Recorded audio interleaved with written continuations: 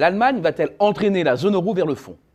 Cette question, nous nous la posions déjà à la rentrée lors d'une vidéo sur les pannes de l'économie allemande et d'insister sur les risques d'une récession technique au troisième trimestre. Coup sur coup, deux séries d'informations viennent donner de l'épaisseur à cette hypothèse. Ce sont d'abord les soldes d'opinion des chefs d'entreprise qui décrochent encore et encore. L'indice IFO, qui donne le pouls du climat des affaires outre-Rhin, vient d'enchaîner son 5e mois consécutif de baisse. Quant aux attentes des dirigeants pour les 6 prochains mois, elles n'indiquent rien de bon à venir. C'est ensuite le coup d'arrêt inquiétant de l'industrie. La production manufacturière a reculé de 4,7% en août dernier. C'est le recul le plus appuyé depuis janvier 2009, moins 8,2%, au plus fort de la crise. Les détails des chiffres de la production est également alarmant. Les biens d'équipement sont particulièrement malmenés, avec un recul de 8,8%.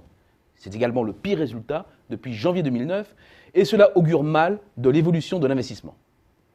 Alors bien sûr, une partie de ce revers s'explique par le calendrier des vacances plus tardives cette année et plus concentrées sur le seul mois d'août, notamment dans l'industrie automobile. Mais là aussi, l'explication est un peu courte, comme le montre l'évolution des carnets de commandes qui ont également flanché cet été. Avec moins 5,7%, le décrochage en août dernier est violent. Limiter l'analyse à un simple choc conjoncturel serait trop réducteur. Si l'Allemagne connaît des ratés, c'est que son modèle de croissance cale. En ayant beaucoup misé sur les émergents, comme le montre l'évolution synchrone des exportations allemandes et la croissance de ces pays, l'Allemagne s'est mise à la merci de tout retournement. Or, les briques s'enlisent. Et ce n'est pas dans une Europe piégée dans l'austérité salariale et budgétaire que les exportateurs allemands peuvent trouver des relais de croissance.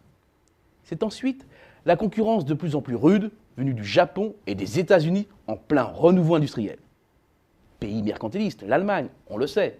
C'est aussi un contrôle très strict de ses coûts de production, condition sine qua non pour rester compétitif. Un contrôle qui passe par celui de la main-d'œuvre. Alors oui, les chefs d'entreprise ont fait des concessions. Mais les coûts horaires qui semblaient s'orienter vers des rythmes de croissance annuelle de 3-4% ont soudainement décroché et restent coincés en dessous de 2%. C'est un peu léger pour faire reposer la croissance sur la seule demande domestique. D'ailleurs, les distributeurs n'y croient pas. L'évolution de l'indice IFO, resserré sur les seules attentes des distributeurs pour le prochain semestre, ne pousse pas l'optimisme. Manque d'investissement dans les infrastructures, vieillissement de la population accentue le trait d'une économie moins flamboyante et robuste qu'habituellement décrite. Or, on parle là de la première puissance économique hollandaise. On parle là de près de 30% du PIB de la région. Ce n'est pas le champ du cygne, mais on comprend mieux comment l'Allemagne peut nuire à la reprise européenne.